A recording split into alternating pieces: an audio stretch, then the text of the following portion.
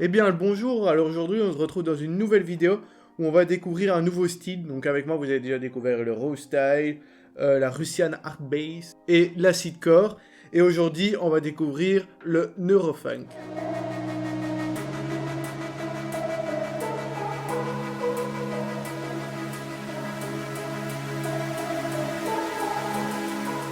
Donc comment je vais faire la vidéo? Je vais d'abord vous présenter le neurofunk, un peu les artistes, les festivals qui diffusent, c'est quoi le style neurofunk sur papier, donc on va dire la petite définition du neurofunk.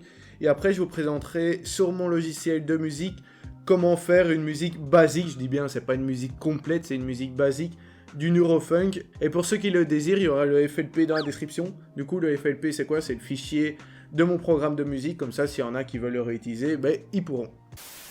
Du coup, le neurofunk, c'est quoi? Donc le neurofunk, c'est un sous-genre de la drum and bass apparu vers 1997 pour la première fois, on va dire. Parce que c'était peut-être apparu avant, mais sous forme un peu de brouillon, on va dire. Et vers 1997, ça s'est concrétisé comme étant un nouveau genre, le neurofunk. Comme d'autres sous-genres de la drum and bass, le neurofunk se caractérise par une ligne de basse complexe, des timbres qui atteignent des registres très graves et un tempo oscillant entre 165 et 180 BPM. Du coup, le neurofunk est décrit comme un sous-genre underground et agressif de la drum and bass.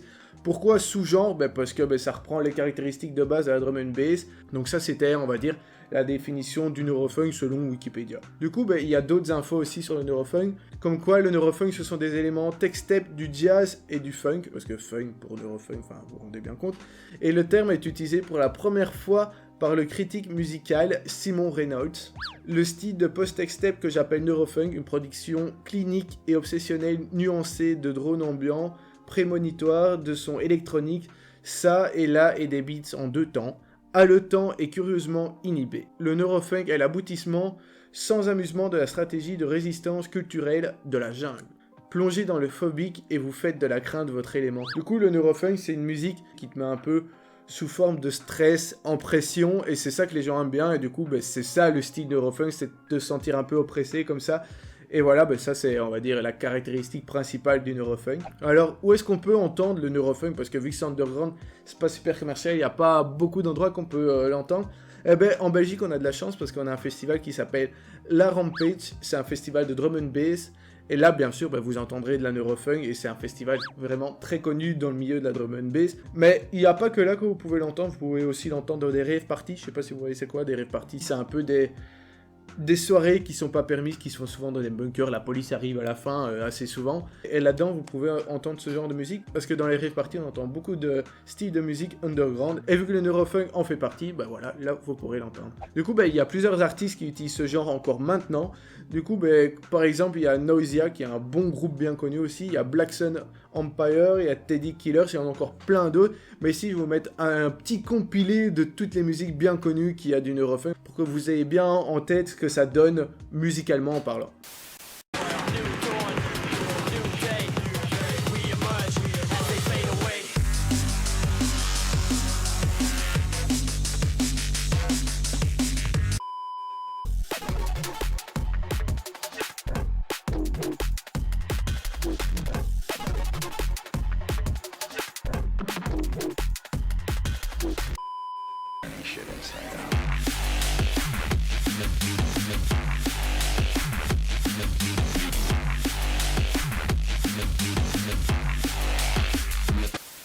Du coup, maintenant, j'espère que vous avez bien en tête ce que c'est plus ou moins la neurofunk. Et ici, on va se retrouver sur mon logiciel de musique pour que je vous explique, on va dire, plus techniquement, pour ceux que ça intéresse, comment faire de la neurofunk basique. Parce que je suis pas du tout un expert là-dedans. À mon avis, il y a plein d'autres vidéos sur YouTube qui pourront vous expliquer mieux que moi. Mais moi, c'est, on va dire, c'est une introduction au style neurofunk pour ceux qui connaissent pas trop. Et même pour ceux qui connaissent, vous pourrez prendre après mon fichier, comme je l'ai dit au début de la vidéo. Du coup, moi j'ai procédé, on va dire en 3 pistes parce que c'est basique. J'ai commencé par la base musicale. Donc la base musicale c'est quoi? C'est tout ce qui est kick, clap, snare, hi-hats, tout ça. Puis j'ai fait une basse bien grasse parce que c'est un style du neurofunk, il faut que ça soit bien gras, underground qui met en pression comme je vous ai dit avant. Et un petit lead qu'on entend derrière pour venir compléter les choses. Et en plus de ça, j'ai mis des petits effets par-ci par-là pour venir compléter la musique, sinon ça fait fort vide. Du coup, pour la première piste, comment j'ai procédé? J'ai d'abord mis un kick avec 2-3 effets, et après j'ai mis un snare qui va suivre un peu le kick. Du coup ici je vais vous le faire écouter, mais je vais vous montrer en même temps différentes façons de faire l'alignement du kick snare pour que ça sonne différemment, mais que ça sonne bien quand même. Et ici vous entendrez le kick, le snare et les hi-hats, et j'ai modifié la place du kick pour que ça sonne différemment.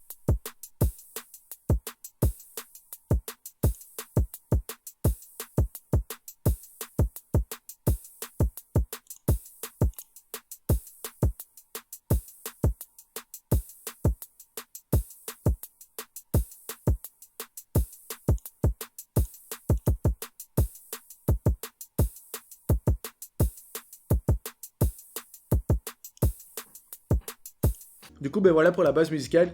Vous avez vu, j'ai modifié un peu le kick de place, donc je l'ai mis à différents endroits pour que ça sonne bien. Parce qu'il y a différentes façons de procéder. Moi, je l'ai laissé comme ça parce que j'aimais bien comme je l'avais mis. Du coup, ben pour la basse, comment j'ai procédé? Ben, j'ai pris 3 pistes de basse différentes. Il y en a une qui est la principale. La deuxième, c'est celle qui sonne quand la principale n'est pas présente. Et la troisième, c'est la résonance de la deuxième. Je sais pas si vous avez compris, c'était un peu chinois, mais j'espère que vous avez quand même compris plus ou moins la base. Du coup, ici, je vais vous faire écouter ça.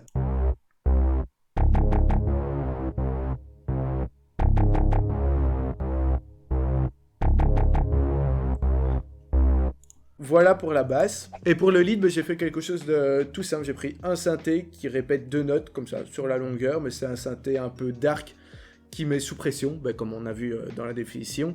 Et je vais vous faire écouter directement.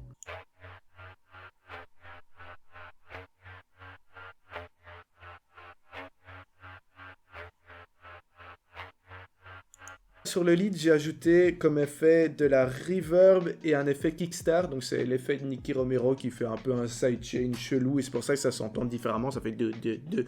Alors que de base, c'était juste 2 notes. Sur la basse, j'en avais pas utilisé. Et en plus de ça, pour compléter la musique, j'ai utilisé des petits effets par-ci par-là, des effets de montée, des impacts, un autre effet de montée, des sons de basse et j'ai utilisé surtout des effets de glitch. Donc ça, je vais vous faire écouter parce qu'à mon avis, vous voyez pas trop ce que c'est.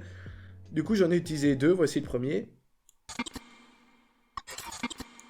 Ça, c'est un effet de glitch. Et voici le deuxième. Voilà. Et ça, je les ai mis dans la musique en arrière-plan pour que ça complète un peu la chose. Et j'ai aussi utilisé une brasse. Donc ça, c'est quoi? C'est une espèce de basse qui vient compléter la basse. C'est comme ça que je peux l'expliquer pour que vous compreniez mieux. Et du coup, la brasse, elle sonne comme ça. Ici, les 2 effets que j'ai envie de faire écouter, ça sera en arrière-plan de la musique pour venir compléter, que ça fasse moins vide. Et du coup, ben voilà, c'est un peu tout ce que j'ai utilisé pour faire la musique. Après, je suis venu compléter avec des effets de montée et tout ça, comme je vous ai dit. Et maintenant, je vais vous la faire écouter pour que vous voyez le résultat final.